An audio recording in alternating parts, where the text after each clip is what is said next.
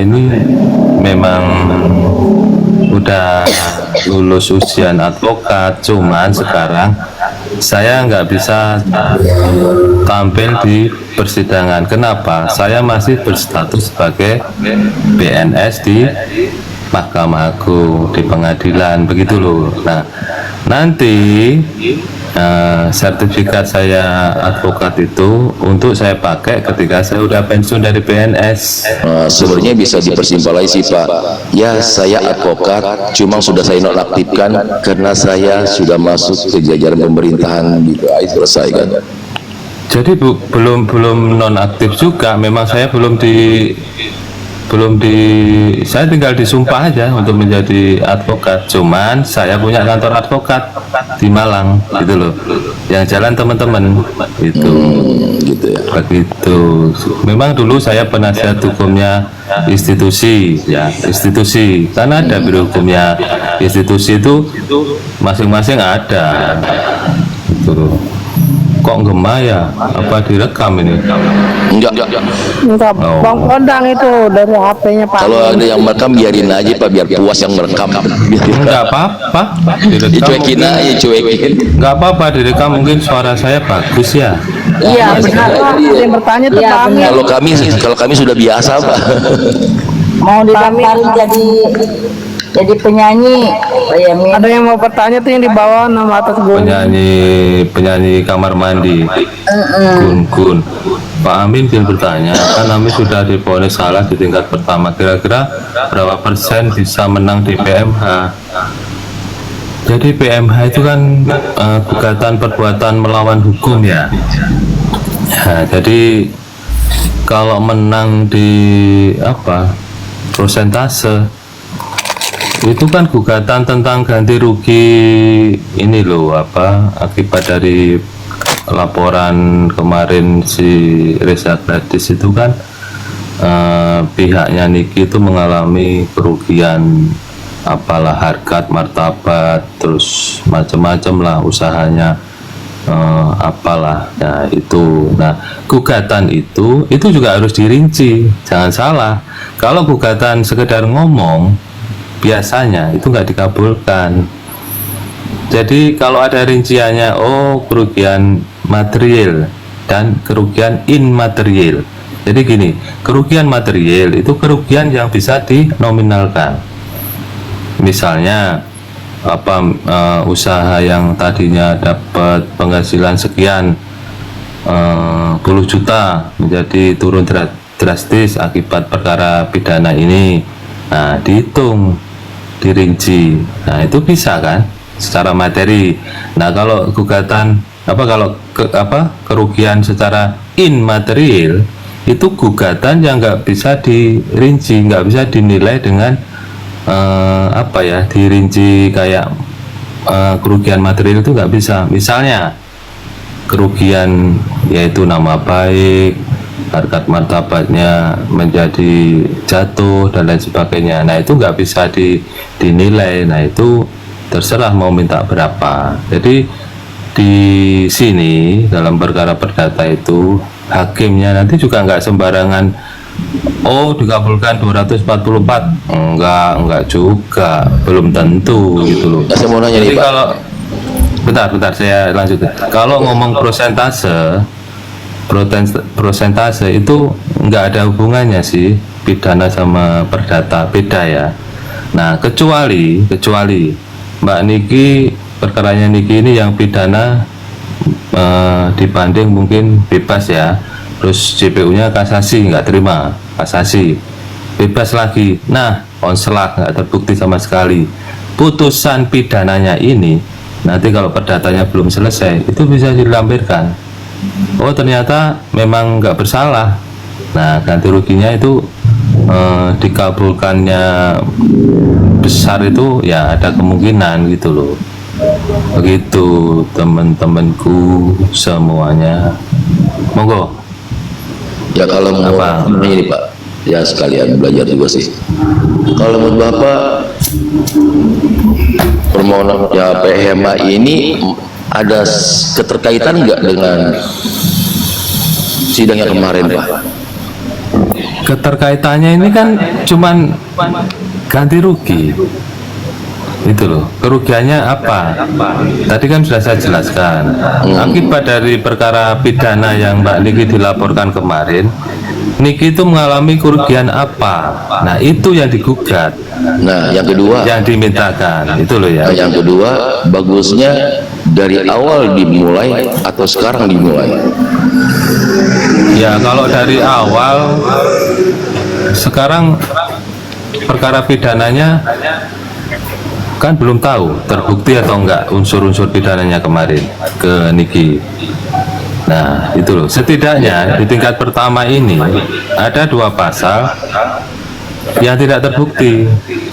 Apa? Pemerasan dan TPPU-nya. Nah, minimal berbekal 2 pasal itu enggak terbukti. Berarti Mbak Niki bukan pemeras atau pelaku TPPU. Ya udah, dijalankanlah perdata ini. Saya cuma dari konteks masalah kasus aja sih Pak, pidana dan perdata. Anggaplah kalau ada saling keterkaitan. Ini contoh pertama, kalau saling keterkaitan pidana dengan perdata, maka pilihannya apakah pidana dulu kita lalui baru perdata. Lalu corak yang kedua, jika perdata dan pidana tidak ada keterkaitan, apakah harus pidana dulu dimainkan baru perdata? Hanya Jadi itu siapa yang saya tahu sih. Ya, jadi gini, bagusnya memang menunggu perkara pidananya ini tuntas sampai berkekuatan hukum tetap. Artinya tidak ada udah nggak ada upaya hukum, putusan terakhir misalnya sampai kasasi, Mbak Niki menang. Nah, menang kan berarti tidak terbukti pidananya. Ya sudah, baru mulai gugatan perdatanya gitu loh. Nah, sekarang Kalau pidana dan perdata saling keterkaitan. Kalau dua-duanya diupayakan, maka mana yang duluan diproses, Pak? Ya kan pidananya proses kemarin ya kan, setidaknya separuh Contoh yang ketiga gini, contoh ketiga begini. Pidana dan perdata saling keterkaitan. Maka sidang mana yang harus dimulai terlebih dahulu? Kalau melihat materinya dulu ya, kalau di materi pidananya masih masih 50-50 atau masih nanti kemungkinan terbukti atau tidak ya, masih ragu-ragu di pidananya ya, lebih baik perdatanya belakangan, nunggu pidananya ada kepastian. Nah, itu loh.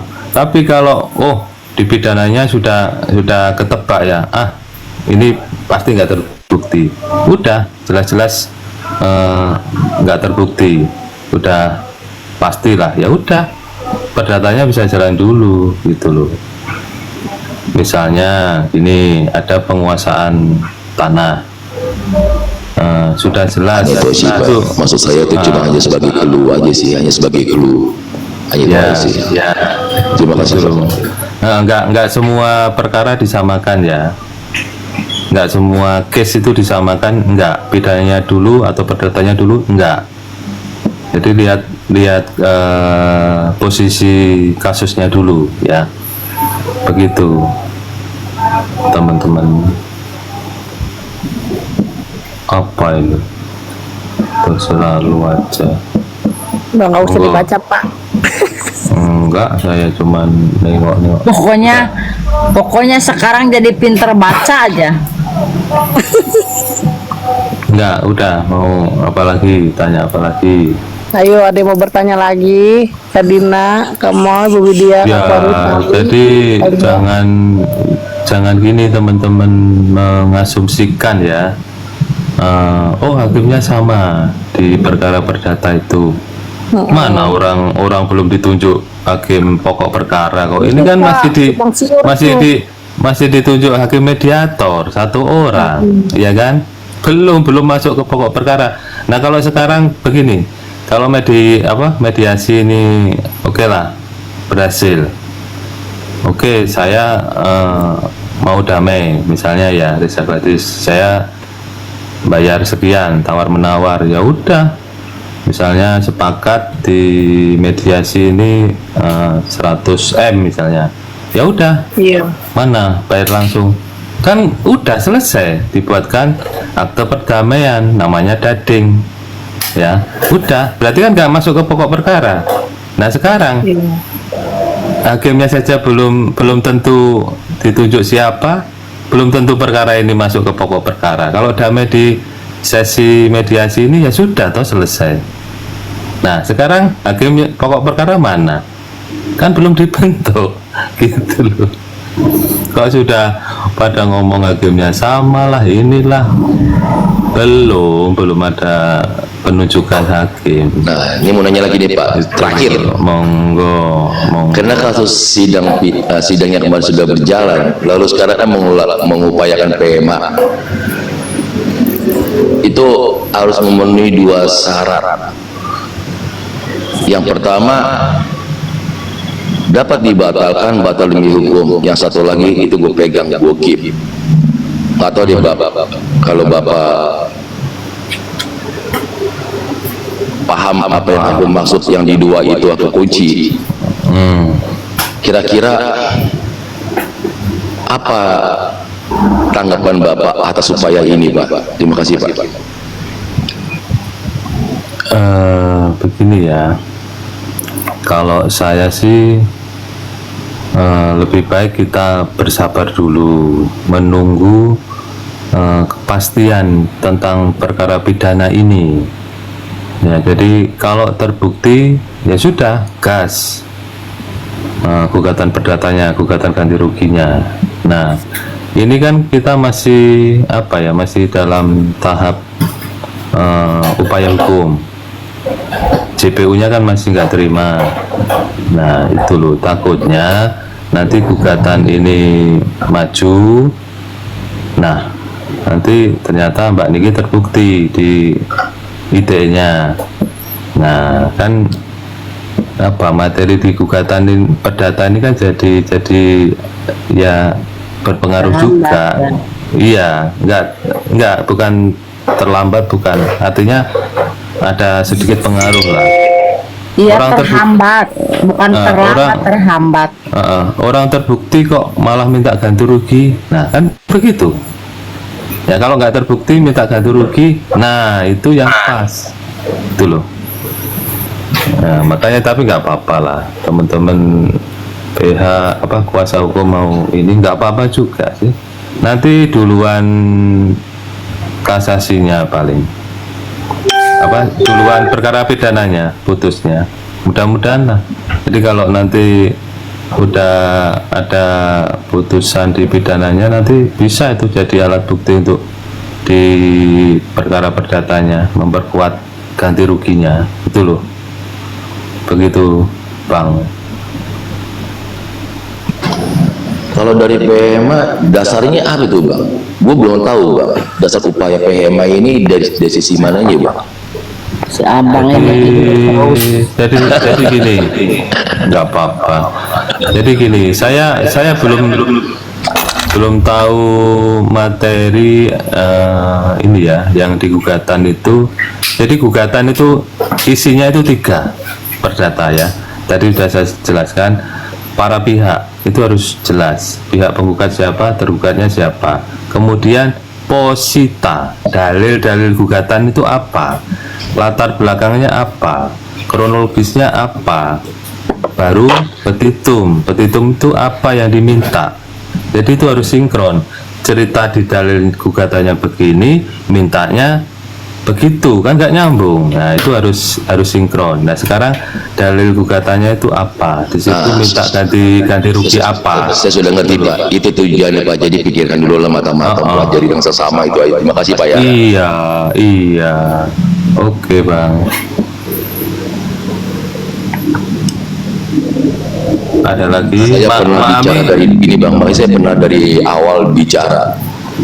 Kalau kita dalam persidangan permasalahan hukum, kebetulan ada teman advokat juga gitu kan di sini, namanya Bang Amir. Iya. Percayalah, dari suatu tindakan upaya yang dia ambil oleh penasehat hukum atau kuasa hukum atau pengacaranya, pihak lawan sudah bisa membaca sejauh mana orang tersebut memahami suatu permasalahan, sejauh mana dia bisa mengkonsep draft untuk diupayakan, dan bagaimana cara untuk menghadapi lawan. Terima kasih Pak. Iya, kalau saya ya, strategi saya juga basic ini ya, basic advokat juga, basic penasihat hukum juga. Ya, jadi kalau saya sih lebih baik bersabar dulu, nunggu putusan kepastian perkara pidananya ini dulu. Kalau Mbak Niki kira-kira nggak terbukti atau nanti ada putusan terakhir banding kasasi, nah kasasi terakhir putusannya bebas onslaught ya, nggak terbukti ya, langsung itu saya pakai untuk gugat ganti rugi akibat dari you ngelaporin saya kemarin ya, saya merugi banyak. Nah ini udah saya rinci semua udah. Tapi kalau mau dijalankan sekarang ya nggak apa-apa sih, nggak apa-apa, cuman pertimbangannya apa saya juga nggak tahu. Itu Pak, kalau itu tujuannya berarti kan kita tahu corak awalnya seperti apa kan, lalu dasarnya apa, lalu tepat gak itu semua. Nah kan, itu yang saya tayangin, maka pihak lain sudah bisa membaca apa yang ada di isi kepala kita sejauh mana gitu kan.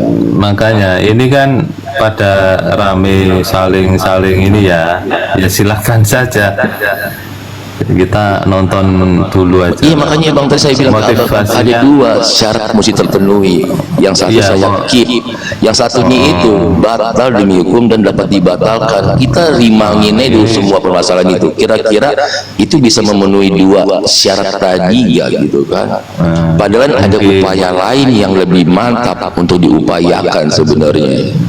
Gini, mungkin teman-teman itu sudahlah gas gugatannya, mungkin karena TPPU-nya nggak terbukti ya, sama pemerasannya nggak terbukti, mungkin di situ. Atas dasar itu di tingkat pertama, putusan tingkat pertama kemarin 2 pasal itu nggak terbukti. Nah itu dipakai untuk oke, gas berangkat, kita gugat perdatanya, mungkin di situ. Nah tapi kalau saya sih, ini kan posisi ini saya strategi saya sih begini. Ini kan posisi JPU masih banding, belum nanti kalau misalnya Mbak Niki bisa turun sampai bebas nggak terbukti, pasti kasasi.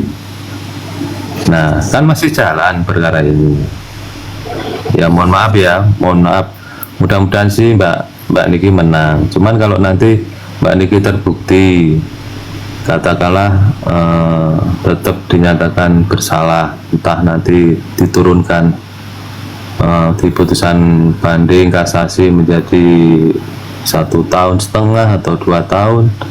Nah kan ini gugatannya kan jadi agak ini gitu loh, agak dipertimbangkan. Orang terbukti bersalah kok gugat ganti rugi gitu loh, maksud saya itu. Kalau jelas-jelas terbukti nggak bersalah, nah mantep itu, gas ganti rugi berapapun, ayo. Karena material kerugian nanti kan ada itu dirinci gugatan itu ya, ada kerugian material yang bisa dihitung ya kerugiannya secara nominal, ada kerugian immaterial yang nggak bisa dihitung, misalnya itu tadi harkat martabat, kerugian nama baik dan lain sebagainya, itu nggak bisa diuangkan, itu nggak ada pagunya. Oh kerugian nama baik itu standarnya sekian, nggak ada kalau itu loh. Tapi nggak apa-apa sih, mungkin teman-teman kuasa hukum ini itu berangkat dari itu dasar yang pemerasan dan TPPU-nya nggak terbukti ya di tingkat pertama itu. Jadi dasar gugatannya itu.